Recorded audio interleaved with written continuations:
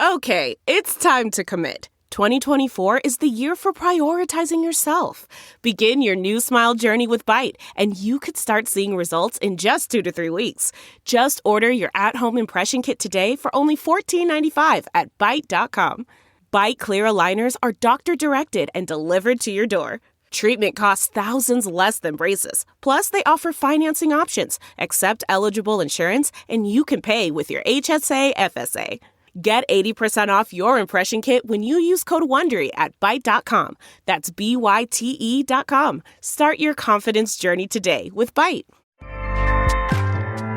Acast powers the world's best podcasts. Here's a show that we recommend.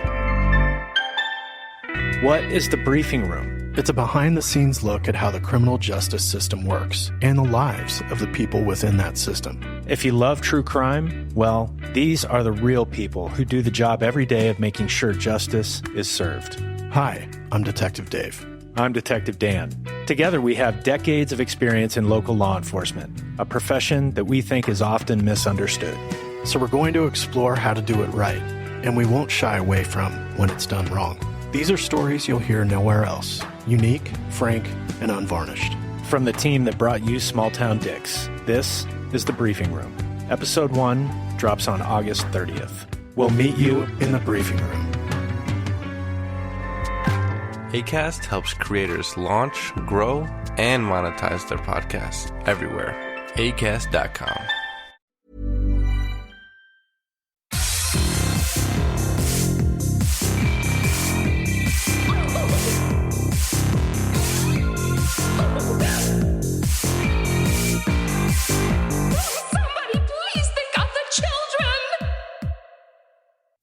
And welcome back to Scarred for Life, the podcast where we open up old wounds by looking back at the films that scared us as kids. I'm Terry. And I'm Mary Beth. And each episode, our special guest brings with them a movie that traumatized them as a child. This week, our guest is Addison Heimann, the director of the new queer horror film Hypochondriac. Addison, hello. We're so excited. Hi. Yes, I was going to cheer, but I wasn't sure if I should cheer because we don't have the vibe yet. Yay! But I was going to be like, yeah, woo, yeah, boo, boo, boo. No, I do air horns on this podcast with alarming regularity. So, Good. Last time we talked about your movie on the podcast on our Little Cuts episode, I openly sobbed about your movie. So I'm excited to chat with you. Yeah. Oh, Yeah. Yes. I mean, you're literally on our poster. You're quoted on our poster. So, I mean, you knew this, but it was really fun to be like, yeah. So it's cool. I like people who like my movie. I don't like people who don't like my movie. You know what I mean? But that makes me scared though, because if we're still friends and I make another movie and then you hate it, I have to be like, oh no, and then I'll have to push you off a cliff, because that's how it works. Yeah. Yeah. It's okay. Yeah. No, I get You can choose the cliff, but oh, thank you. Okay, cool. I like that. Yeah. There's some choice in it. I'll accept that. Yeah. Can you wait and before the podcast is finished, like we're done and it's before you push her off the cliff? Because I kind of need a co-host. Well, all Terry cares about is having a co-host. You can kill her all you want. Just make sure I don't. Well, I mean, so far she's so good. She likes my movie, so we're good. But if you say anything negative, off the cliff you go. Okay, cool. But like I said, you could choose a cliff. But we're not here to talk about cliffs. We're not. Although let's jump off this cliff and dig into. I don't know about that segue, but let's take it back to the beginning. How did you get introduced to horror? My father. Okay. My father, I mean, I think he knew he had a precocious gay child, so he tried to make me be a part of all the sports. And then when I wasn't into that, he got me into all the horror television. I mean, I'm specifically talking about the X-Files. So that was like my first slant into it. And then the first rated R movie I'd ever seen was Lake Placid. And I almost chose Lake Placid for this, but then I was like, that was when I was in 4th grade and it didn't scare me. And I was watching it on a 4x3 television on a VHS from Blockbuster. It was cool. I was hanging out with my twin friends, and Sandy. Oh my God. Wow. I have not thought about them. And Nia, Sandy and Patrick and Nia. You're never going to listen to this, you two, but, hey guys, how's it going? Shout out to them if you're listening. Yeah. It's been since 10 years old. Anyway, this does not matter. So then obviously I started, the sleepovers happened movies happened, and then more horror was involved. And then I really, really started getting into horror when I had my mental breakdown, which is what my movie's about. But it was one of those things where it's like comedy stopped being entertaining, and so I started watching horror movies for comfort, and now they're kind of comfort. And so like now I don't get scared by movies. I just go when I get jump scared, I'm like, haha, nice. Like I'm just like, oh, you did it, because I so rarely get scared anymore. Yeah. But yeah, that ultimately is my journey, starting with the X-Files, fast forward 20 years later, mental breakdown, and now I primarily watch horror in my life, and also make it. But like, yeah, it's just like, yeah, I watch a lot. What was the scariest episode of the X-Files you ever saw, in your opinion? Oh, God. I can't remember the scariest episode. Actually, this was kind of scary. It was it's one of the later episodes, which is like, everyone's like, but Mulder was still in it. But it's when they get caught in a virtual reality video game, and they have to go through levels and have, I don't know if you remember this. I don't know why this is a specific one that's in my brain, because obviously there are other ones, but that one specifically is enraptured in my head, mainly because part of me thought it was so cool, but also the idea that you could die in the video game was such a big part of it. Also obviously I watched like Goosebumps and Are You Afraid of the Dark, but those are way less adult. But I do remember an episode of Are You Afraid of the Dark where like this chair swivels around, and there's this like weird robot dude that like you can plug things into his hand. And also, oh my God, I'm going on such a tangent, but there was this episode with like a witch or something looking through a window, and I got so scared that I couldn't sleep with the blinds open. And that stuck true until I was 18 years old, because of an episode of Are You Afraid of the Dark. So I guess it's the X-Files, but it's also Are You Afraid of the Dark? Look, people don't give enough credit to kids' horror shows for being just as fucking scary. Like, even though they're made for kids, they're still really scary. Yeah, Nickelodeon scarred me for life, thanks to them. Yep. So you mentioned Lake Placid. You saw that. How old were you when you saw that? I was 10. Okay. The only thing I really remember about it is when the old woman is feeding human remains to the alligator at the end of the movie. It's really the only part of it that I still remember. The only other part that I remember. Betty White says fuck. Oh, yes, of course. We love a good Betty White in a movie she doesn't belong in. But I mean, she does. But, like, it's so funny when you see, like, really famous actors and things. Like, seeing Amy Adams in, like, an episode of Buffy the Vampire Slayer. You're just like, what are you doing here? Or, like, John Cox. It's just, it's so funny. Do you remember what your first horror movie was, though? It had to have been Lake Placid. I don't think I was.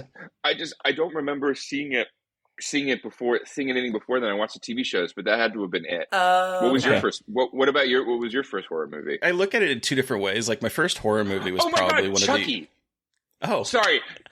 Sorry. That would be like, that hit me like a ton of bricks. Yes, but your first horror movie was. Oh my God. Yeah. It was probably one of the it was a Universal horror movie, because my dad. That's how my dad introduced me to horror. But then, like, the first like real horror movie I saw, like, that was like scary to me, would have been Jaws. Me too. That was you count those as a I don't really know if I count Jaws as a horror movie. Oh, it was horrifying to me. Yes, I mean that.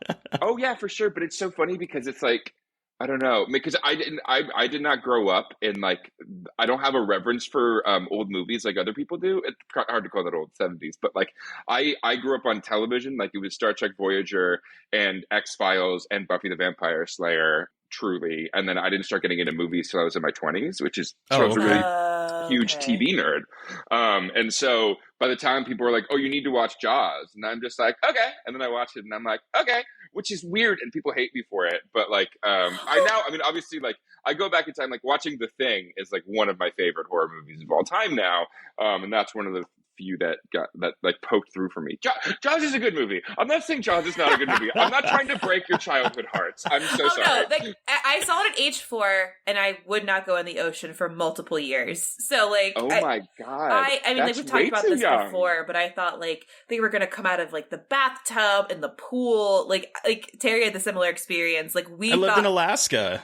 And I thought there was a shark in the pool, indoor wow. pool in Alaska. And I live on the East Coast, which is where it didn't take place exactly where I live, but like East Coast beach on the Atlantic Ocean. And so I was like, I'm done. I'm going to get eaten by the shark. This isn't the same, but I remember seeing snakes on a plane in high school, and I was always afraid that a snake was going to. We specifically had one bathroom where there was a black bottom toilet or whatever. It was like the fancy one that guests would use. And every time I would poop there, I'm like, please don't let a rattlesnake come up through the pipes and bite my asshole. Please, please, please, please.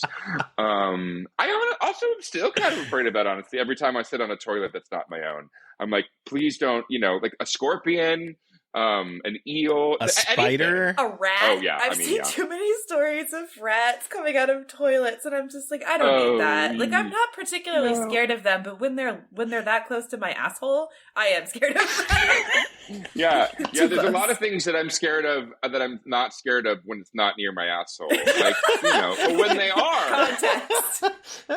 Yeah, definitely context. Like red vines. I'm not scared of that, but I don't want candy up my butt. And if somebody was, and I'm just imagining like a weird Santa Claus horror movie where the horror is shoving up red vines up my asshole, I'd be scared. So not candy canes. Not candy canes. Oh, that's easier. With like candy the canes. added menthol sensation if it's a minty one. What are we talking about? No, we've got something here. Your next movie is a holiday horror where Santa shoves giant candy canes up people's ass. Shit up people's butts. No, but we start with, the candy canes just get bigger and bigger and bigger. And then he ends up fisting you with his claws that are just teeny gel candy canes. So then he starts scratching the inside of the colon. Anyway. That's horrific. I'm here for it, though. We need more fisting LGBTQ horror. I always said. I have a pretty graphic ass-eating scene in my horror movie, and then the next step, obviously, is fisting. So there's no going the other direction. I mean, there is, just it's going to be followed by blood. Anyway. Wow. Where do we go from here? I got it. So you mentioned that you don't really get scared. Like, you have jump scares in their comfort movie, which, like, horror is comfort, which it is for me too, but I'm curious, like, the last movie that really got under your skin and scared you. Oh, yeah. That is a good question. I feel like, it's a movie that's not out yet, it's another, there's actually two queer ones. Look out for them. They're actually, one's called Wesera, and it premiered at Tribeca, and Michelle won the Best New Director award. And then the other one is Swallowed, that's going to be playing at Fantasia that was at Overlook. So like shit like that really gets to me. Quisera was so good. Yeah, I was blown away by that movie. And me and Michelle we were just at Neuchâtel, which is a fantastic film festival in. It is fantastic, but it's a fantastic film festival. NIFFF. NIF. It's very similar to Fantasia in their audiences. They all yell at the screen during the commercials. But anyway, we were just there this past week in Switzerland, and I got to see her movie, and we got to be like best friends. So look out for Wesera. Yeah, I know. I miss her. They're all at B-Fan right now, and I'm so sad. I'm glad to be home, but also we're going to be in Montreal next week anyway. Yes, we're going to be in Montreal. They say Montreal, not me. Yeah, it's okay, Terry. Well, you're with us from the ether. I don't know. The void. I'll be there in spirit. Yeah. Yes. Those movies really freaked me out, which is cool. I like getting scared. It's like great because I feel like it's hard thing. to feel that. It sounds terrible, but like when you watch so many and you're so immersed in horror, you're like, all right, I've seen it all. And so when a movie can surprise you, it's just like, wow. Well, I mean, I showed my boyfriend Blair Witch Project for his first time, and I still get chills when I see that fucking body against the wall and the camera drops. Like, I still get chills. That movie freaks me the fuck out, and I'm so titillated. I'm just like, yes, like, I'm glad that a movie made in the late 90s, independent of its like kind of like, word of mouth, this is real, this is not real, I can still get so freaked out by it. Right? Oh, it's incredible. I'm also curious, when you started getting into horror, like you said in your 20s, after your mental breakdown, what was the first movie that like really got you into horror? Was there a particular film that kind of was your entry point? Honestly, I think it's like jumping the gun, but I mean, the Scream series, like that was like my way into horror. But like, man, I remember watching this during my mental breakdown. This movie called like The Wailing. Oh yeah, what a movie to watch during a mental breakdown. Well, yeah, I know. It's just so. But that was when I discovered like Korean horror. So that's when I started watching like Old Boy and like obviously The Wailing, and like I mean I've been a fan of Bong Joon-ho stuff forever, and some of it, yeah. It's so funny how like Parasite is considered horror, but I guess it is. Anyway, we're talking about The Wailing, and I think honestly what. I don't know if like you noticed this, but like whenever a child actor is good in a horror movie, like the movie is like almost always good. I want to say almost always because I'm sure there's a good child somewhere where the movie's bad, but like that little girl, like literally being possessed and like cutting up her family. I'm just like, oh my snarf. Oh my stars. I don't know why I said snarf. What's that from? I love it. That's from Thundercats. Rhino snarf. Snarf, yeah. Yes, but I like, me and my roommate always go, oh, snarf. But yeah, man, it's so funny because once you start, I'm just saying that a bunch. It's so funny. Nothing's funny. I mean, we're laughing, but it's not so funny anyway, it's like Mandy Moore in that episode of Scrubs when she's like, that's so funny. And everyone's so upset about it. Was there a question? Did I answer the question? I'm going to drink some water.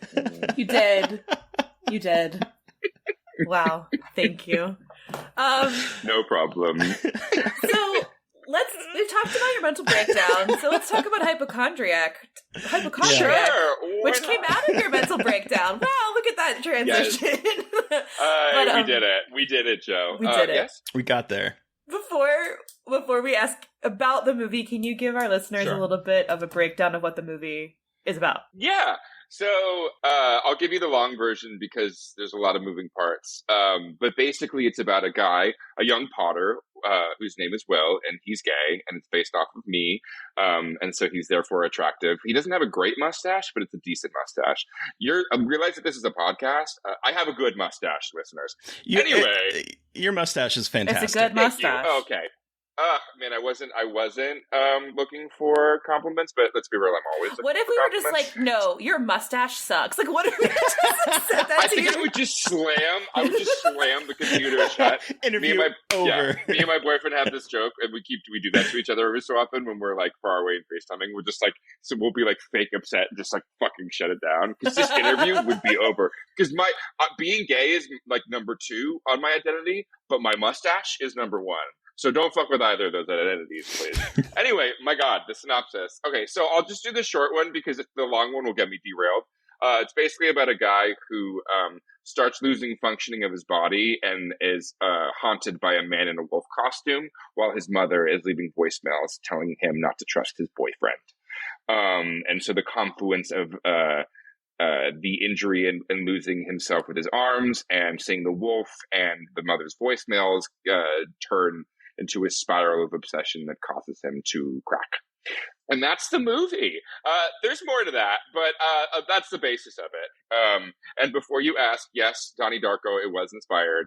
And yes, it is a beautiful homage. And Noah will not be asking or taking any more questions. Shit, I fucked up the joke. Whatever. But is it based on Donnie Darko?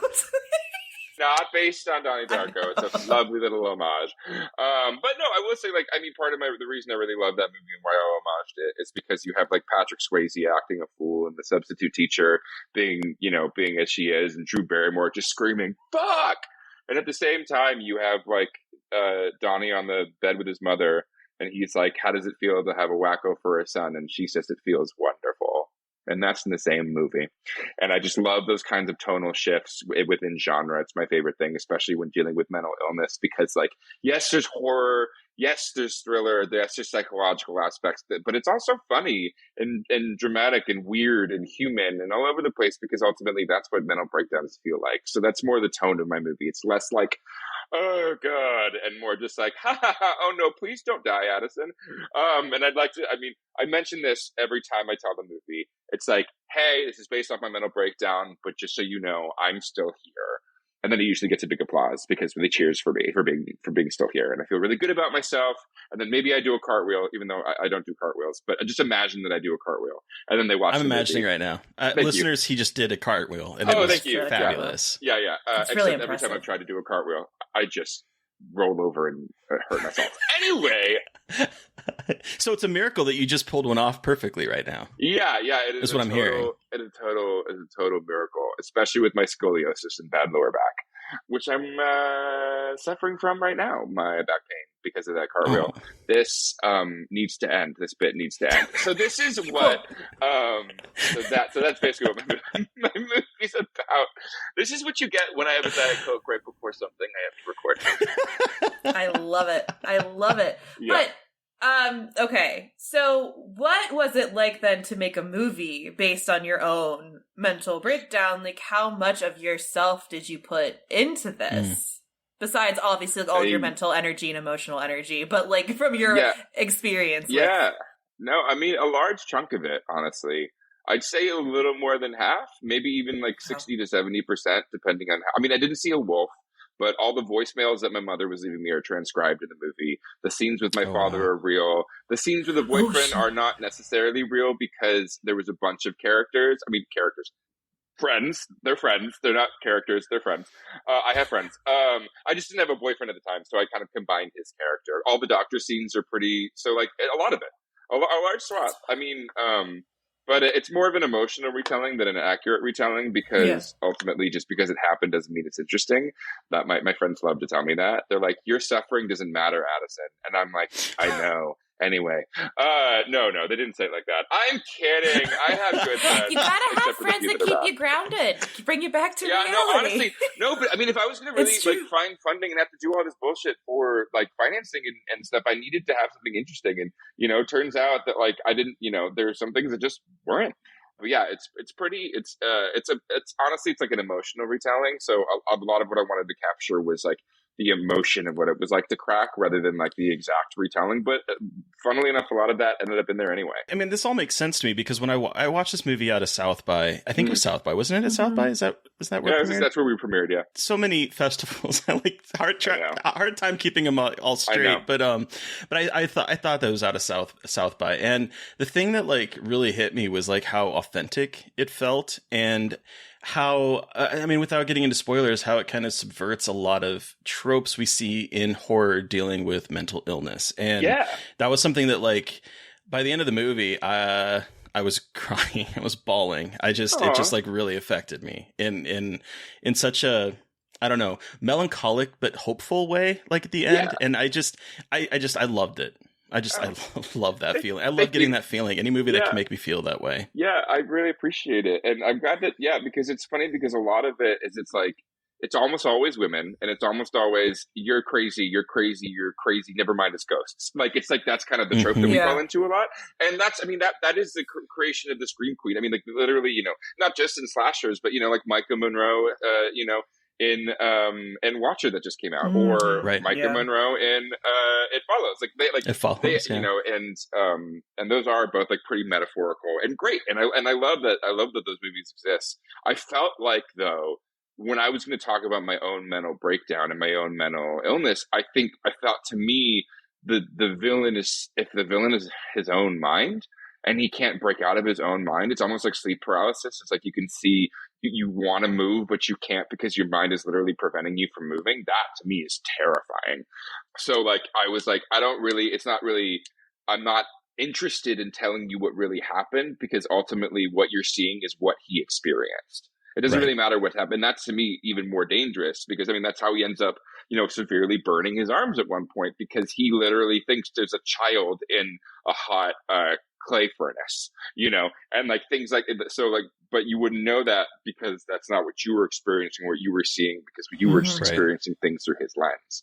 And that's ultimately what all the movie came from, because like, who knows if those scenes happened the way they did? That's certainly the way I remembered them. But I was also taking 4 Xanax a day and I forgot how to breathe. So it's like, who knows if I was exactly reliable.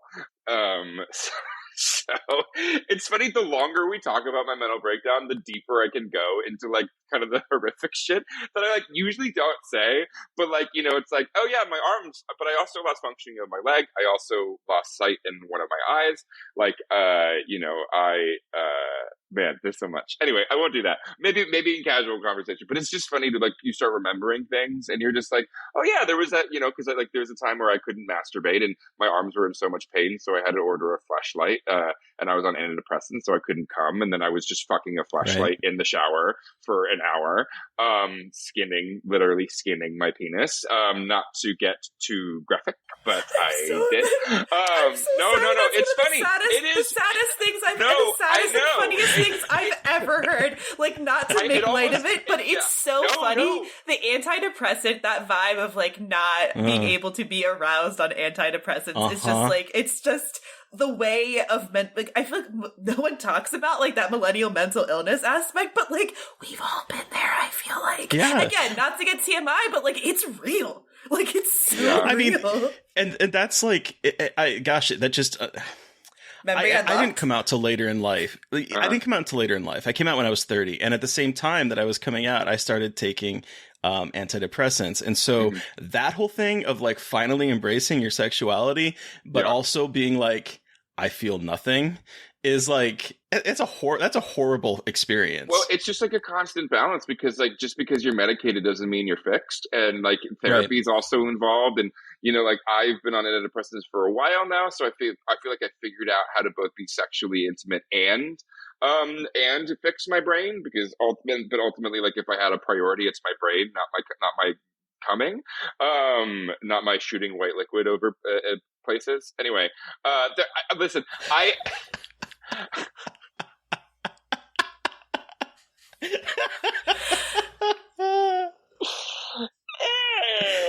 Diet Coke, guys, Diet Coke. You'll forgive me because like it depends. I tell that story sometimes, but in really aggressive graphic detail to get laughs, and like the amount of different versions I have for cum just like come to my brain. So yeah, of course I said white liquid on a podcast trying to talk about mental illness. You know, creamy white, like snot, but white. Anyway, that's somehow so much worse. It really I don't know why. I can visualize it. Huh. Wow. Much to ponder. Yeah, what to ponder? Well, basically, like I tell that story every so often, and then it gets laughs, and then I told my producer I wanted to include it in the movie, and then he's like, I don't think let me think about it. And I was like, cool.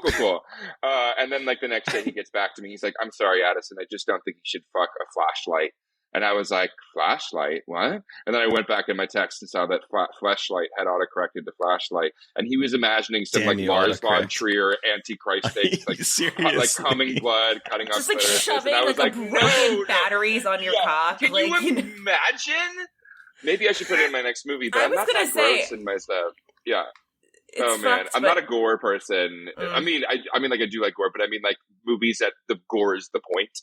And I feel like if you're doing that, that's some like Saw 17 shit. That like you're just like, you know, like you must fuck this fleshlight, and if you do, then we'll cut off your balls, but you'll save your life. Like something so gross. That's like the porn version. That's incredible Jigsaw. Sure. We'll cut off your balls and let you live. Cool. Yeah, I mean, honestly. Amazing. But yeah. Wow. So, do we want to start talking about the movie you brought with you today, Addison? Yeah, I think we should. So, I mentioned Scream earlier, but if you didn't, then I'll do another version where I'm like, so anyway, what I brought today was, the movie I brought today is not Scream, but Scream 2. Hell yeah. I'll read a quick synopsis for those of us who are unfamiliar with Scream 2. 2 years after the first series of murders, as Sidney Prescott acclimates to college life, someone donning the Ghostface costume begins a new string of killings. Yeah. All right. So, Addison, take us back. How old were you when you saw this? How did you see this? What about it terrified you? Why is this your scarred for life moment? And give us your horror story. So, there was this place.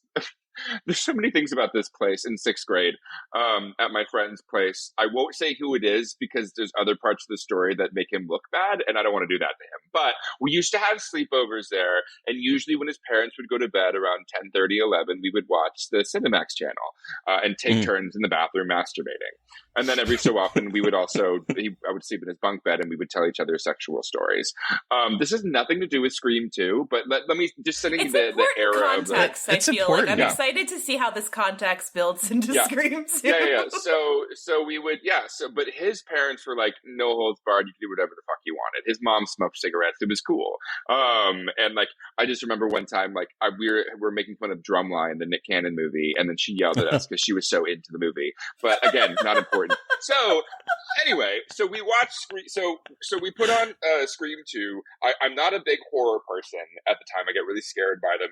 Like Buffy is fine because it's campy, but I was like, this is rated R. My mom's going to kill me. You can't put rated R movies on, because she was very much like when I bought the Xbox and I was like 13 or 14, the only reason I was allowed to buy Halo was because we were killing aliens, not people. And that was, it was like very much that, like, I wasn't allowed to play GoldenEye at my friend's place. So it was like, I was very sheltered in terms of in terms of gore and blood and all that kind of stuff. And so I've never seen the original Scream, but we put on Scream 2. I had no idea that they were send-ups of the horror, the slashers in general. I just took it on as a head-on movie, and specifically, and I remember because I was taken back to it. But like the scene, the cutaway towards Randy when he's dead in the news truck. Like, and the blood like literally pouring onto the street from the closed news van. That is what I remember so specifically as a child. And also watching Sarah Michelle Gellar die during Buffy the Vampire Slayer is, I mean, and also, so that's the thing. And I'm sure they played off of that, because it was like 97, 98, something along those lines. 97. So like it was, 97. So that was right. So Buffy started in 1986, and it was right when what was happening. I don't know if they're doing it on purpose, but to watch her be Buffy and then die, fucking crazy. And so Ghostface specifically was always, I would like that night, I remember having lucid dreams in which we were still in the same place and Ghostface would come out of the television and try to kill me. It was that moment. And then the other moment specifically was when Courtney Cox is in like the silent room and Dewey is behind her, and then the Ghostface comes up and stabs him in the back, and like he like crawls down and blood is spurts blood on the window and stuff. I mean, for me, and you know, it's again funny. I'm watching it now. I'm like, this is one of the most fun. I mean, I love every Scream movie. I still think Scream 3 is an incredible movie, and I know people, and I like Scream 4. I like all of the Screams. There are some I have the best times. Yes, I have a preference on what I want, like what's I like more. But Scream 3 is Parker Posey, and you can't say no to Parker Posey. She's so good at it. She's the only good part in that movie. Yes. You shut your mouth. I kind of like Scream 3 too. Oh God, that's okay. That's fine. We're all entitled to our. It has a great finale when she's like telling him to fuck off and fuck you. I can't remember exactly the line, but she's like "fuck you" and she goes after him. Great moment. But yeah, I'm not a fan of 3. Talk about Scream 3. We're here to talk about. We Scream are not. 2. I will say that moment with Randy. So, okay, this is a story I've told before, but when I was about 5 or 6, my aunt was babysitting me. My aunt is only 9 years older than me, so she's like my older sister. And so, you know, she's a teenager babysitting me, so she's going to watch horror movies on TV, as you do. And so I snuck out of my bedroom and sat behind the couch and watched what I thought was Scream. But when I watched Scream 2 for the first time, I realized it was Scream 2 because the moment I remember is Randy getting stabbed in the news truck. Because when I saw Scream as an adult, I was like, wait, that part's not in original Scream. Yeah. It was Scream 2. Yeah. Which timeline makes sense because if it came out in 97, it probably came out on DVD like 98 or whatever, and she was watching it at our house. And so I went around after I saw it to all of the kids in 2nd grade telling them what Scream was about, and I got called to the principal's office, and my mom got called because my teacher was concerned about why I was watching these things at home. And like, I wasn't scared though. Like, I wasn't scared. I just told everyone about it because I thought it was so cool. And everyone was like, she's a psycho, and it was great. So Scream, I always thought it was Scream, but it was Scream 2 because of that moment with Randy. Like that part is seared into my brain of just and how and ultimately violent. it's like it's really devastating too, just yeah. as a story moment, because it's the first, maybe even only in that movie of somebody from the first movie dying, because Cotton doesn't die till the third one. And then obviously, Dewey dying is a misnomer in the second one as well. But I think he's the only one from the original movie that dies in that one. He is. So it's in the all those lost moment. Or well, no, it's in the they lose like the middle, because it's right in the beginning, the halfway point when the heroes lose and they have to regroup. And it's early too. His death is pretty early in the movie, which I feel like is so shocking. Like, especially a character like him, and now he dies so early. Especially because his character is. Oh wait, by the way, this is such a funny thing. Because I had noticed this before, but at the beginning of Scream 2, or when she gets the like bodyguards. She's like that. He has a wife and 2 kids, and I think he's gay. And then later, and then later in the movie, they're in the car, and then one says something, and the other one he says, "Don't ask, don't tell." Don't ask, don't tell. When they're asking where he's going, and I never noticed that joke before, and I just fucking died. Anyway, but yeah, like having him die so quickly, I mean, it made things real, and also again, like I feel like they did his murder justice, because it's something that's so ingrained in my mind even to this day, which is funny because he's like the voice of, I think Kevin Williamson, that is the character being like, okay, let's dissect horror movies, let's make it like, let's do all these things, and then the fact that he dies, but is still so memorable that they bring him essentially back, from the dead several times through different characters with different arcs, even in the most recent Scream, having the niece and nephew, or specifically the niece, being like, okay, this is my version. It's just like, he's such an integral part. And to kill him, it's like pretty crazy. He was, but he made some choices in acting in this sequel that like when he and Sid are leaving the class, and he is like, I don't know, doing this pretentious like walk down there, and then he's talking in a British accent. Like, what the fuck? What is going on here? It's so out of place. And then what I do love is that when he sits down with Dewey and he's like explaining, here's the sequel tropes. The body count's always bigger. Death scene's more elaborate. Carnage candy. And he's like, and then there's one thing to know. Never, ever. And then he gets interrupted. It's like, yeah. Okay, whatever, kid. We're moving on from here. And it's like, what is the third rule? It was don't turn your back and get upset on the phone before you're then dragged into never ever insult the killer. Yeah. Which is also funny because it's specifically at the end of the movie, it's implied that Laurie Metcalf was the one that did the murdering, specifically with Randy, and that's just so funny to me. I love that though. Also, Laurie Metcalf in general being the murderer, like her as an actor, just makes me kind of laugh. It's incredible. Yeah, and like so for me, I told that we talked about Scream with Joshua Tonks, who's an actor, and then so I told a little bit of the story. I didn't see the first one in movie theaters. I was out of my horror phase. I would have been, gosh, that came out in like late 96, I think, is the first one, because the turnaround between 1 and 2 is like less than a year. But it came out in 96, so I would have been 15 when it came out, and I was out of my horror phase. I wasn't watching horror movies. I wasn't old enough to go see a movie theater. My parents were becoming like super ultra conservative.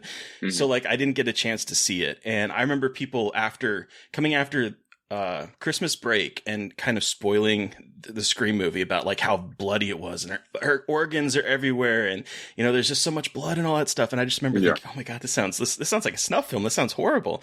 And it wasn't until Scream 2 came out on VHS, so like 98, when I was like, okay, I'm old enough to rent movies now.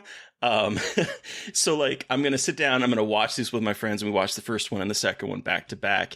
And this movie, it remains a favorite of mine. Honestly, this is my favorite of the Scream movies. I'm perfectly honest. I know that a lot of times people on the internet are like, oh, how can you like it more than the original Scream? But I do think this one, for me, it's a little bit more queer, I think, too, but it's my favorite. Let's not say like the fucking theater program is so fucking like gay. I mean, there are major like queer. The sorority is such a queer woman vibe, like witchy cult, especially having I'm going Ellen DeGeneres' partner, but obviously I know her Portia name. de Rossi. To have Portia in there, just like, oh my god! But that like, and the fact that she's like a freshman and has the lead role after like it's been like 2 months, right? Like, how long has she been at college? Like 2 months. Right. And she's doing this like Greek opus or whatever. Agamemnon. She's playing Cassandra. Yeah, and they got Danny Elfman to score it. Like, they don't say that in the movie, but the score of that, because like the whole score of the movie is not by Danny Elfman, but he created the aria for Cassandra, and it's like, okay, what kind of program is this? Yeah, it's like like Euphoria High School, but in the 90s, and it's just exactly, and you're like, yes. But like the whole scene of them rehearsing, she's like, there's like wind machines, and she's in this like ridiculously red outfit, and there's it's operatic. I mean, it's incredible. It's so over the top. It's so over the top, and like at the end when she like grabs the axe and starts just like chopping it down as like Timothy Oliphant or Laurie Metcalf, I forget, who are like being crushed by these rocks, which you're just like, shouldn't those be like styrofoam rocks, like cement rocks that could just fall casually and just like kill these 19-year-olds? We have to kill the college students to make it feel real. This is college theater, man. I love that there's like the British director, and it's just like he's like convincing her, and he's like, we need you, darling. And you're just like, man, like I love that, because I went to theater school, and like obviously our budgets were not up to those budgets, but we also didn't do operatic Greek theater in my time. So also question, like, what did she do with her theater degree? Did she like leave theater? Because we jumped to Scream 3, and she's like hiding with like in a house with her dogs. And then she like is a trauma like therapist for folk halls. But like, you know, maybe there's a world as if like Scream was made now. Like, I know Nev Campbell doesn't want to be a part of the new trilogy, the Scream 6, but maybe she's like secretly like a TikTok star, and she just like makes TikToks now. I love that. I love that journey for her. But, you know, rewatching this movie, it reminded me another reason of why I think Scream 3 kind of fails the setup of this movie. Because there's a line in here, and she's like, what am I supposed to do? Cut everyone out? Crawl under a rock? That's exactly what she does in Scream 3. It's like, she just like leaves everyone, which... Granted, this movie... Okay, so what I love about the theater scene in particular, is that they're doing Cassandra. And Cassandra, of course, is a Greek tragedy about this oracle that sees the future, knows what's coming, but no one will listen to her, and everyone thinks that she's crazy. And so I love when movies use like art or books or movies or something, the what they're studying in class is relevant to what they're doing. Right. And I do think that the use of Cassandra gives this movie a little bit more gravitas, because it's like, it is a tragedy. She is unable to change what's going to happen. She's bound by fate. There's the line where she's like, now fate is looking at me, or I forget exactly what the line is, but by the end of the movie, all of her friends are dead. The only people that are alive is Dewey, Gale, and the person that she fingered as being the killer in the first movie. Right. And he's really barely in the movie to begin with. So like, everyone else dead. And what I do love also is that it kind of subverts Cassandra, because Cassandra knew everything that was going to happen, and the thing was that no one would listen to her. But by the moment when Derek gets killed, you know, she's convinced that he is the other killer. And so it kind of twists that and subverts that Cassandra trope, because it's because of her inaction that he ends up getting killed. And that adds like another layer of tragedy to it. I'm curious, because watching it upon this rewatch, for me, once you get to the fact that the killer is recording stuff, it's so obviously Mickey. It's like, it's him. You know, like, and I didn't catch it at the time, but like, as soon as you see that he's filming, it's like, oh, that's Mickey. It's so obviously Mickey. And then maybe Dennis figured that out, and then you have the Billy Loomis mom like twist at the end to be for like people who are smarter. Big twist. But I was like, oh yeah, this is clearly who this is. Also, Timothy Oliphant, while hot, is also pretty creepy in the movie. He is crazy, freaky Tarantino film student. Yeah.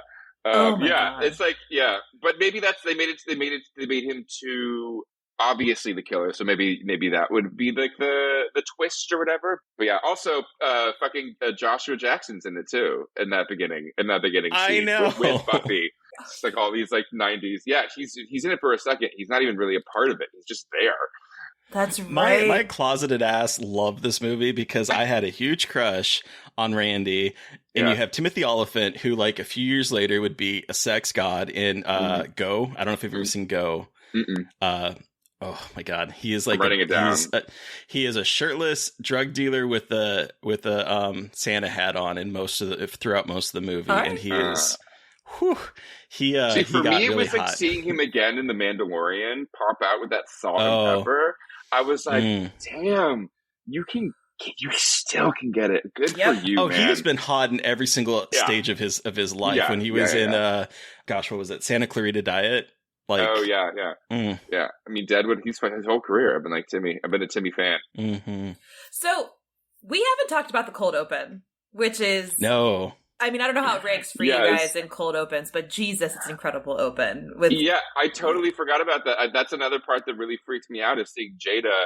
Like, again, it's that this is the whole thing. This movie is so much more it's like very operatic and like over the top, way more in comparison to the first one. Mm-hmm. It's like you seeing her there and everybody's like, what have you done? And also like it's an interesting, I mean, like kind of an early interesting take on like art imitating life or life imitating art in terms of like violence in this weird way. And also, but kind of hiding it under its like a humorous facade, because you're just like, yes, inherently like the boy, I forget the boyfriend actor's name, but when he gets stabbed in the ear, like when he's like looking in the thing, like that's funny. And then like, but then everybody taking off their mask, watching her die, and then being like, oh no.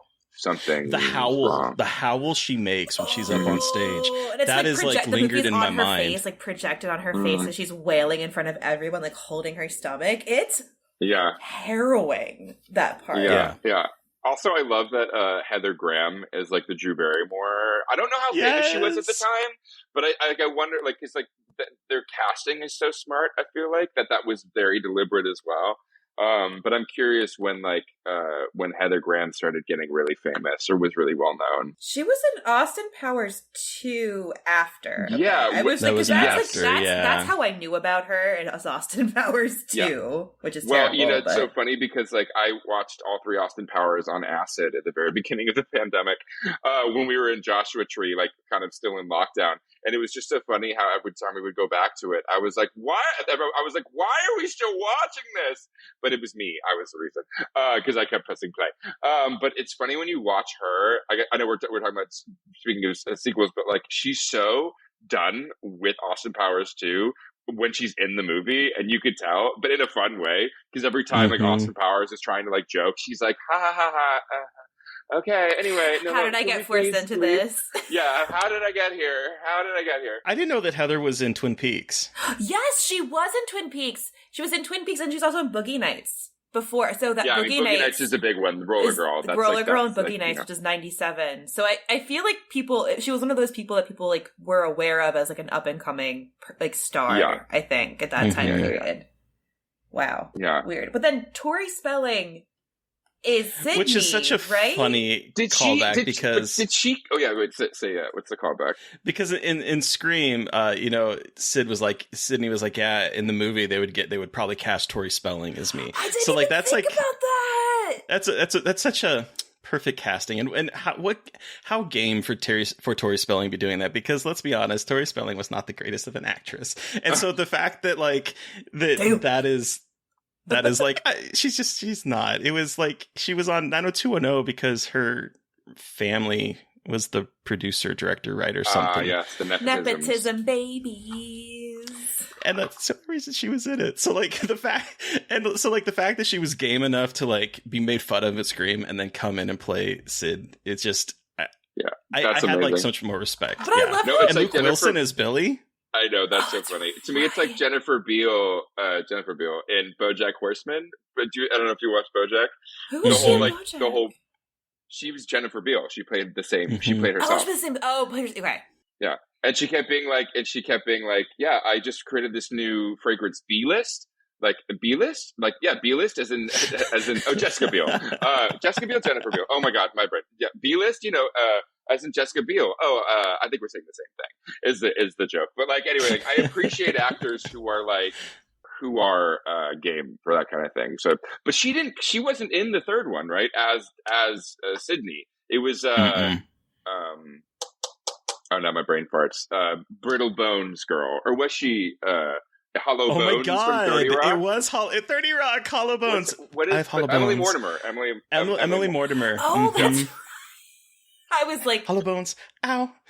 Oh, my bones. I love that. That's what I pull out of my ass. Like, she's a very famous actress, and yet, no, listen. That's how Terry would know it. That's how Terry would know it. Terry's a 30 Rock is my life. Obsessed. Yeah.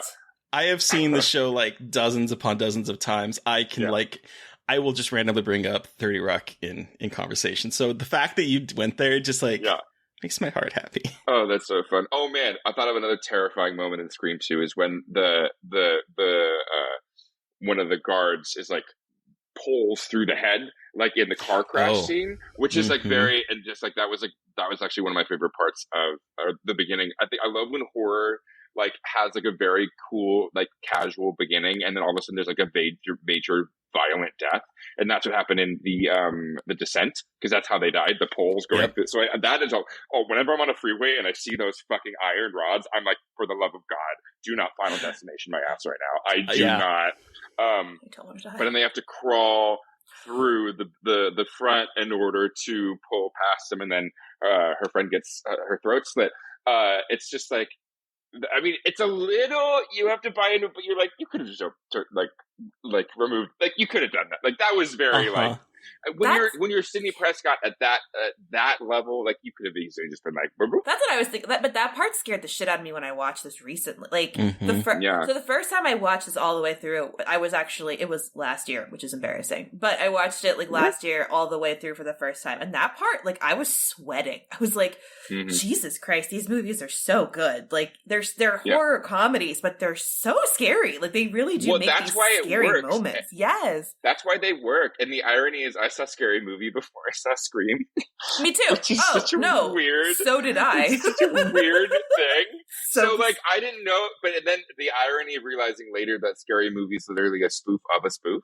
But that's why I liked the Screams, because they are genuinely. And that Scream originally was called Scary Movie. Was it really? I did not know that. That's Kevin Williamson's original script. He turned it into a Scary Movie, and then they were like, no, we need to change it. Oh man. But okay, going back to the beginning, it is really hard for me to watch this film and not crack up in the beginning just because of Scary Movie, where in Scary Movie, is it 2 or is it 1? I can't remember which. I think it's 1 where the dildo goes in the guy's ear and that's how he dies. Oh yeah, that has to be bathroom. 1 because Ghostface wasn't in 2. Yeah. It is. The dildo thing is very much something I remember. But the nice thing though is that watching this with subtitles now, because I never, when I watched it before, I could never understand what whoever was in the stall was saying. It's like he's like basically It the clown, like, ooh, sorry, mommy, or like whatever. Yeah, it's like, I didn't mean it. I swear. Please don't, mommy. I'll tell you. Really, I'll tell you, mommy. I'll tell you why I did it, mommy. Listen, mommy. And it's like, it's really kind of creepy. And that all I could hear before was just like, you know, and so having it like spelled out in front of me was like, oh, they're actually saying something. Right. And it kind of gives away, it's a little bit of a hint as to who the killer is, because mommy, and you know, it's that aspect of it. Well, that's the question, is who was in the stall? Was it the mother, or was it Timothy Olyphant? Probably. My guess is, the thing is, I always just assume it's Timothy Olyphant, which is why it's like, because that's the thing that they get away with, is like, even in, I mean, specifically in Scream 5, when Dewey dies, I was like, okay, I get that the girl from Once Upon a Time in Hollywood, who plays a psychopath in that one too, is also like crazy, and I love when the hand sanitizer lights her on fire, but she's so teensy. And to like have her like murder and overpower like one of the heroes, you're like, oh man. But that's what they do, and it's like, and I'm full on to believe that it'll happen, but it's just like, I'm curious if the writers have an idea of when it's Laurie Metcalf and when it's Timothy Olyphant, other than the one time where they do. I was still upset watching it when she doesn't take off the mask. I'm like, bitch, why don't you take off the fucking mask?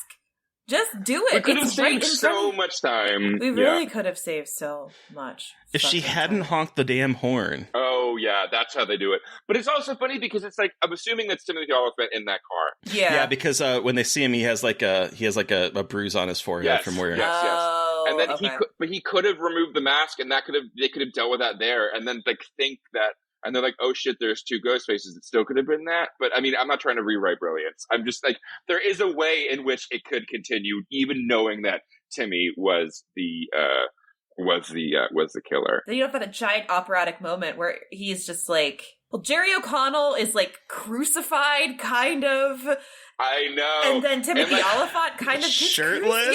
Yeah. Yes. Looks very good. He's in his prime, Jerry O'Connell. Okay, Jerry O'Connell in this, I was huge. He was the biggest crush I had. And when he gets up on that table in the cafeteria and starts singing. That part did kind of make me go, I was cringe. If a man sang for me in a cafeteria, I'd be like, get away from me, never speak to me again. My underwear is wet. No, I'd be so fucking embarrassed, but also be like, let's go. Never do that again, but thank you so much. Like, we gotta go. But I didn't like his outfit. So that's why I was just like, because it's like a baggy polo and like khaki pants.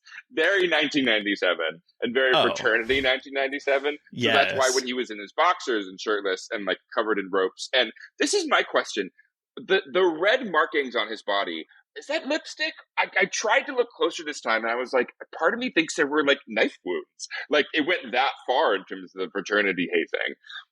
Maybe I'm thinking too much into it. I thought it was lipstick too. It probably is lipstick. I don't think they went too crazy. Yeah. I was confused why they had a funnel down his boxers and didn't just like pour it down his boxers. Well, let's look who the production designer is, and maybe we can find an email. Yeah. And seriously, because that's the honestly game wanted everyone to like pull it up and just start pouring down. Like, yeah. I mean, that's literally the most pressing question I have now upon rewatching Scream 2 is why the funnel? That really bothered me this time. I was like, but why the funnel? Normally, the funnel is to get all the beer in your mouth. Why are we sticking a funnel down his pants when you could just as easily just pour it down? Yeah, maybe they're trying to put maybe the funnel he was in his concentrated. butt. Yeah. I'll just make a note to make sure we really get this answer. Yeah, does anyone have an IMDb Pro account that we can access the email of the production designer for Scream 2? Please and thank you. Yes. We got to talk about Debbie Salt. We got to talk about the way that at the very end she turns into Miss Voorhees. Debbie Salt. Oh my god! Yeah. I was like, because I'm so much like an actor person. I was like, Debbie Salt. Who is Debbie Salt? But yes, she very much. Yes, Laurie Metcalf turns into with her so wide-eyed craziness. Because I know her. Obviously, we know her from Roseanne. But I grew up. I went to college in Chicago and stayed afterwards for 5 to 6 years. So I've seen her act on stage a lot. Just because she's a Steppenwolf ensemble member. Yeah. So it's so funny seeing her do these like ridiculous, crazy comedic roles, becoming Jason Voorhees' mother in this, and then seeing her in like really realistic Steppenwolf dramas. It's just like a funny like combination type of situation. And when I revisited Scream 2, I'd seen her in plays, and I was like, oh, this is such a fucking like over the top, big eyed performance. But I dig it. I don't know. I loved it. I loved her performance in this, and I mean, I watched it. I grew up in the. I don't know when it started airing, but Roseanne was huge, and I remember seeing her in that and being like, "Oh my gosh!" I forgot she was in Roseanne. Yeah, I mean, I watched a lot of Nick at Night as a kid, so that was like very much in my era. I watched a lot of Roseanne there too. Yeah, so it was always out of order. See, whenever like they would change the intro, I knew I was in a different part of Roseanne, and I was like, why couldn't you just play them? Whatever. TV was a wild time. We never knew that there was only like 2 seasons of Rugrats, but they just kept playing it over and over and over again. And then you just assumed that there were like 18 seasons. Great, mind blown when I get like the shows on DVD, and it's like, wait, what the fuck? There were seasons of this? I just thought it was like in perpetuity, forever going on. Like no concept of that as a kid. That's so funny. But I also like she even looks like Mrs. Voorhees, like the haircut. Like I mean, she's in more of like a suit situation, but she really has like the whole vibe of the Jason Voorhees. Right. But I was wondering, when Terry, you're talking about like Randy and what he was saying, I wonder if it was like never count out like a family member or something weird that would like allude to the mom somehow. Right. And I bet they did that on purpose because I feel, again, they kind of lead you towards Mickey pretty heavily, but then she appears and I didn't expect it that much, like, as I didn't expect it at all. And so I wonder if there was like... I'm also a very stupid audience member, so whenever I watch something, I generally fall, even if it's really obvious. Like, I just got back, I was on an international plane from Switzerland to here, and speaking of Neve Campbell, I just watched Skyscraper, starring The Rock. And man, is that good. Is she in Skyscraper? Yes, she's the wife. She's the wife. She's The Rock's wife. Neve Campbell plays The Rock's wife in Skyscraper. I know. Good for The Rock. Was that fun? Yeah. Was Skyscraper fun? It was amazing. Well, I was on a plane. I love watching bad action movies on the plane. Oh, no, exactly. Like, it's my favorite thing in the world. Like a kind of like an action movie that's like not, but you're like, this is just a fun movie to watch. Yeah, okay. Yeah, and it had Pablo Schreiber, and he is just fucking the most gorgeous man. He's just like, Wow. Yeah. Anyway, but we're talking about Mrs. Voorhees. But as soon as I was like, man, Neve Campbell, she was just, I remember when I started this podcast, I was like, I need to remind them or even inform them that Neve Campbell is indeed in the movie starring The Rock and Neve Campbell, Skyscraper. A legendary production. What is? From the makers of Godzilla and Godzilla vs. Kong. But back to Scream. But also make sure to watch make sure to watch Skyscraper. This is now an ad for Skyscraper. I've been paid by Legendary. And then Terry, continue with yes. So okay, we're talking about how Campbell is in Skyscraper. Yes, that's exactly what I was going to say. Can you believe that she's in? No, okay. So we're all talking about how the reveals surprised us, and that is one thing that I really love about the Scream movies is because the non-supernatural slashers kind of pull from like giallo and the Italian crime thrillers. I forget what the term was for the crime thrillers from Italy at that time, but like those two kind of like informed each other, and then the slasher sort of in some respects pulled itself out of like the giallo craze from the 60s and the 70s. And one thing that I really appreciate about the Scream movies is that era of mystery, of trying to outsmart the screenwriter and trying to figure out who the killer is. And you get that in a lot of like the non-supernatural slashers, like the ones that aren't like Freddy or Jason or, et cetera, who we know who the killer is. And I love that about the Scream movies. And I love how much how secretive all the production is. Cause in this one, they had like that leak of the script that had 4 killers in it. Because the original script had Cotton as the killer, Hallie as the killer, Mrs. Loomis is the killer, and I forget who the 4th one was, but there were like 4 killers in the script that got leaked. And later on, Kevin Williamson said that was like a dummy script to like get people not to guess who the killers was. But who knows? The script of this movie got written pretty much constantly while they were filming it. Okay. And I love how secretive even up to Scream 5, like everyone's like, oh, don't spoil who the killers are. Don't spoil who the killers are. And I love that about these movies, trying to figure out, okay, which one of them is the killer. Right. And they do a great job of keeping you on your toes. But again, I'm a very stupid audience member, which I really like that about my film. I love that I'm not spoiled as a filmmaker watching movies and dissecting them while I'm watching them, because like I love just being able to sit down and enjoy a movie, especially when it comes to horror, and especially when it comes to mystery horror or slasher horror, that like it is such a delight when it's revealed, and I'm generally like, whoa, no idea. I'm the same way though. I try not to like figure out the ending because I just have like, if I thought about it, maybe, but it's just kind of fun to be like, ooh, I have no investment until the end and they reveal it, and the reveal is so much more fun than being like, I called it. What? He was the other killer in the original, in the sleep script. It was Derek, Hallie, Cotton Weary, and Mrs. Loomis. Which that makes sense, obviously, because there's that moment in the trust. They always go. I mean, it seems like everybody's going back to the Loomis family, even in the Smith one. It's always Loomis. It's something that's always to do with Billy Loomis and then Neve Campbell's horror mother, which is such a weird. It's just like that's the Scream thing. It's like, oh, she got around and had another kid, and that's the murderer, who's now a director of Stab. I love it. I don't care. Weird when they're like the first one who smells the gas in the car. I mean, not to like jump to Scream 3, but I'm such a fan. I will watch. In fact, I think I'll probably show my boyfriend Scream for the first time tonight because he's never seen it. Because now I'm in a Scream mood. I'm like Scream obsessed currently in this moment. So it was so hard for me not to like hit play and just start watching like all of them. I also was on the same thing. I'm like, I don't have time. But I want to so badly. Well, they're long movies. Scream 2 is 2 hours long. I know. I saw that and was like, what the fuck? But they use the time super well. No, like, they do. They really do. I'm always surprised when a movie can use a 2-hour runtime like perfectly, because a lot of them don't. Right. But some of them do. Well, and this movie has some really great set pieces. I think this movie has some of the best set pieces. Like, you have the opening scene, right? You have the sorority house happening twice. Once with Buffy, and then again with Nev running through it, with Sid running through it. The recording studio, which I know was like a traumatic moment for young you. That whole like Gale moving through the soundproofing, trying to like evade. It's so good. Yes, it is. It really is. You're right. The set pieces. I mean, honestly, it's a really weird question for me. It's like, why are there not more things set in college in general? We're so obsessed with high school, but some of my favorite things have been set, like including Scream 2, in college, because it's not weird that they're fucking because they're above 18. You know, you're alone from the first time, so you're doing all these things. It feels like you're an adult, even though you're not an adult. Like, you're in a town, like new area, new area, like all this kind of stuff.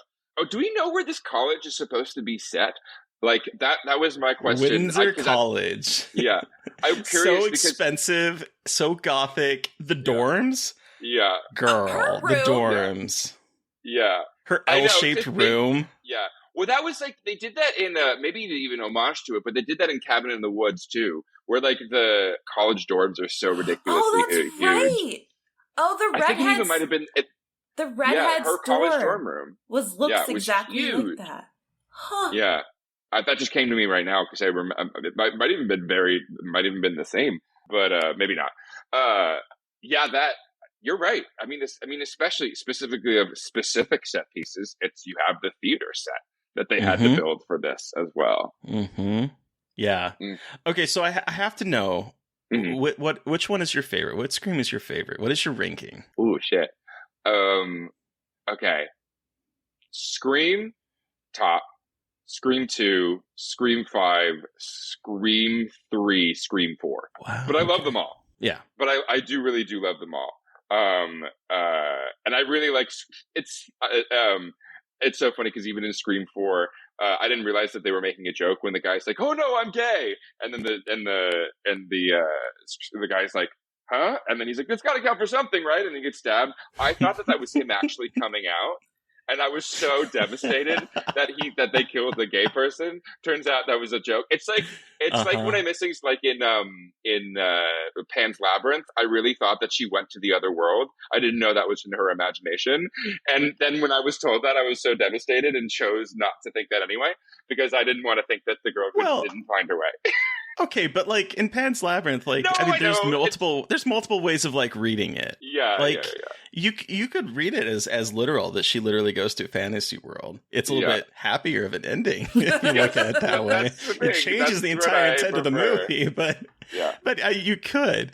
Okay, what about you, Mary Beth? Since you've seen them all recently, this is totally on the spot. Yeah, mine was too. I'm not even sure if I agree with what I said because I like them all, but I know it's hard because I really do like all of them, and I'm like new. I'm a little bit like newer, but I think, I think Scream 2, Scream 5, Scream 4, Scream 3. Yeah, I think that's it. I think I'll stand by it. I'm not upset, and it's ranking with love because it's with love. Same. Yeah. With other franchises, like, that movie's shit. With all of these, I'm like, I love them all. It's like try doing flaws. all the Halloweens. Yeah, all the Halloweens are all the Nightmare on Elm Streets. Like, those are not all created equal. No. In comparison. No. This is the probably most solid of the franchises in terms of like 5 entries, and they're all pretty dynamite. All right, Terry, before we wrap up, what's your ranking? Okay, Scream 2. Yeah. And Scream 1. Okay. Scream 2, okay, the problem is that Scream 2 is so good for me because of Scream 1. That's true. So, but Scream 2 is still my favorite. Like, if I'm going to throw on a Scream movie, it's going to be 2. That's just the way it is. So 2, 1, if we were to like isolate the cold open of 4, I think the cold open of 4 is just brilliant. The cold open of 4 is I've never laughed harder in a theater, given the irreverence of that. I was like, same. Yeah, I was like, this is the funniest thing in the world. I could have watched them. I could have watched them just kept going. I was just like, keep going. Man. I know, just keep doing this. This could be the entire movie. I just want a vignette of like all these different stab movies. And Scream 4 also holds like an important part to me because I saw it the day after it came out to people. Like this was like, I came out on a Saturday. I went to go see with my friend that I came out to on a Sunday. It's like, so it's like monumental for me in that regard. But like, I do think Scream 5 is a better movie than Scream 4. And then way in another basketball field. Basketball field? That's not even the right Scream term. 3. Scream 3 is like way basketball court, friendo.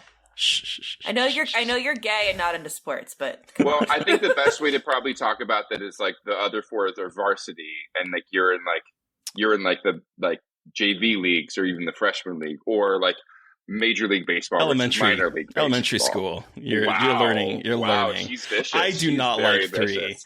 I do not like 3. I rewatched it. I rewatched all of them in prep to go see Scream on opening night.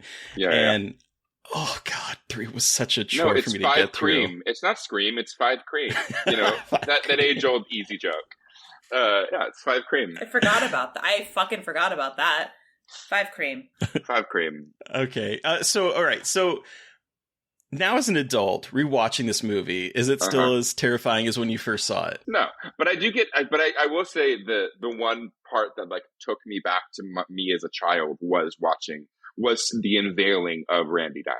Like that to me is something that like I could see it's like in Doctor Strange where they get pushed back and then all of a sudden they're a ghost. I got like pushed back into, or Everything Everywhere All at Once. Maybe we like that movie a little bit more, but like it just like that moment of like going back to where you were in that sensory experience. Like it came back to me, and it ultimately scared me in a way that I didn't expect it to.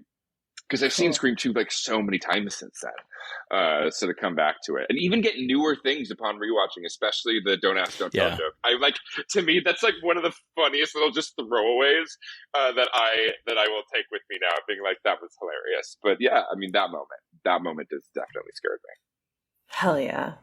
All right, so let's wrap this up and give this a rating out of 5. Terry, whose art program is like this out of 5? Do you give Scream 2? Oh, man. This is like, okay, like I said, this is my favorite of the Scream movies. But like rewatching it now and thinking about it with a critical eye, because before it's just, I'm just watching it for fun. Thinking back at it as a critical eye and looking at it as like this grand guignol major Greek tragedy, it's so heartbreaking in a way that I don't think any of the other Scream movies are.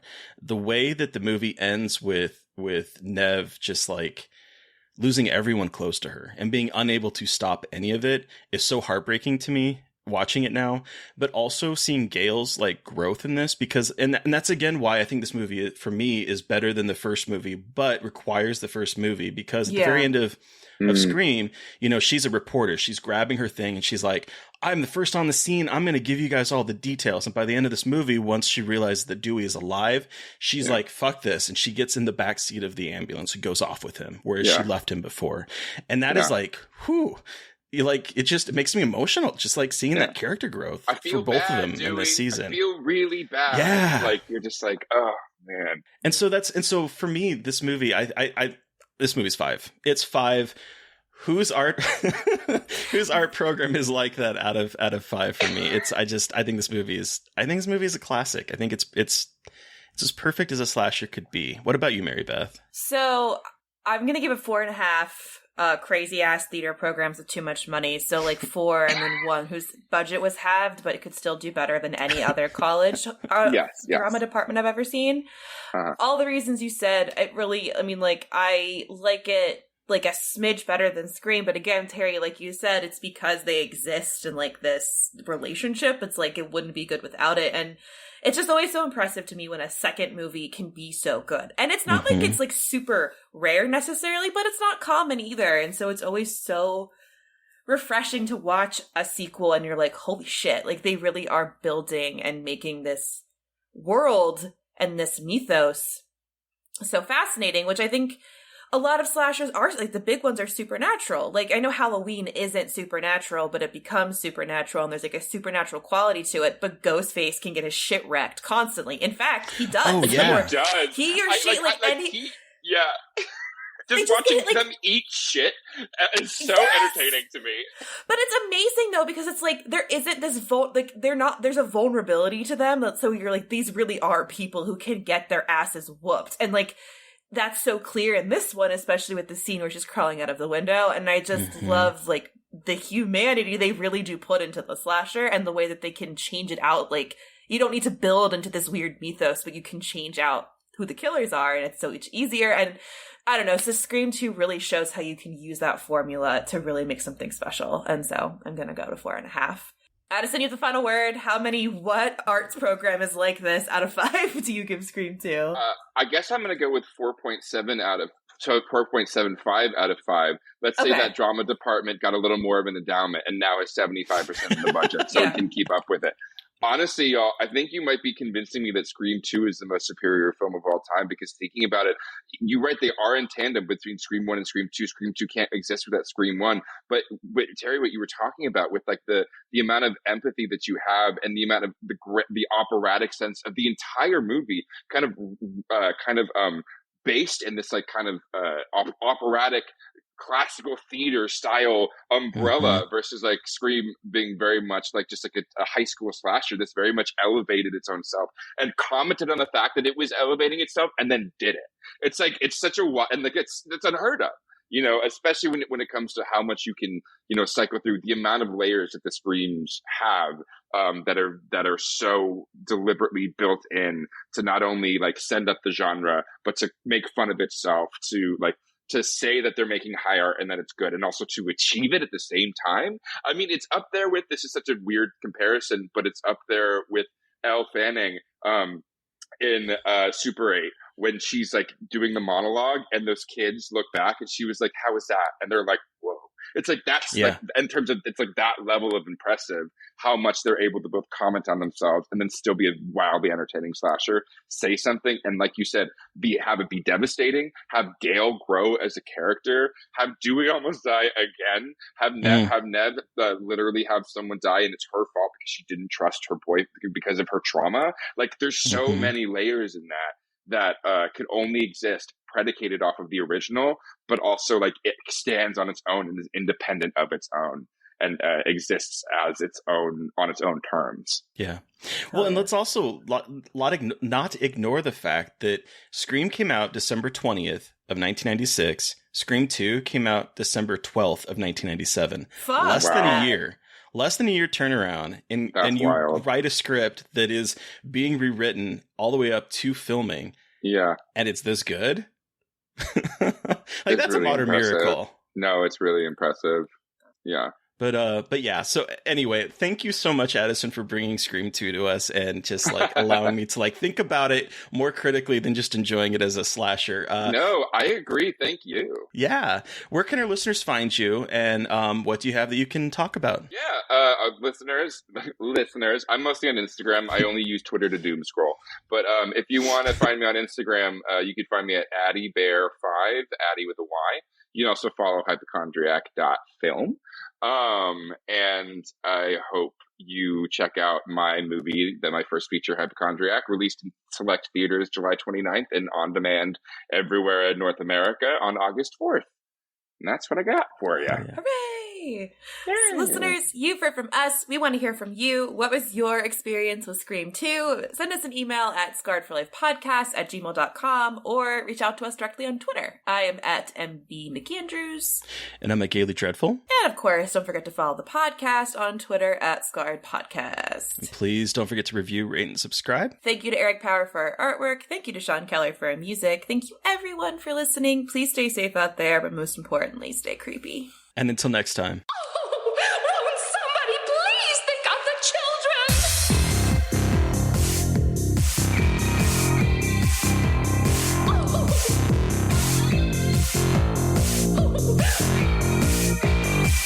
Won't somebody please think of the children?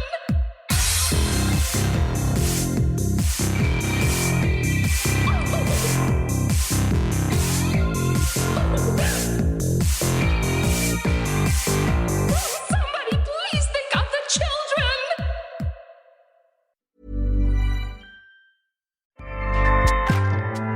Acast powers the world's best podcasts. Here's a show that we recommend. What is The Briefing Room? It's a behind-the-scenes look at how the criminal justice system works and the lives of the people within that system. If you love true crime, well, these are the real people who do the job every day of making sure justice is served. Hi, I'm Detective Dave. I'm Detective Dan. Together, we have decades of experience in local law enforcement, a profession that we think is often misunderstood. So we're going to explore how to do it right, and we won't shy away from when it's done wrong. These are stories you'll hear nowhere else. Unique, frank, and unvarnished. From the team that brought you Small Town Dicks, this is The Briefing Room.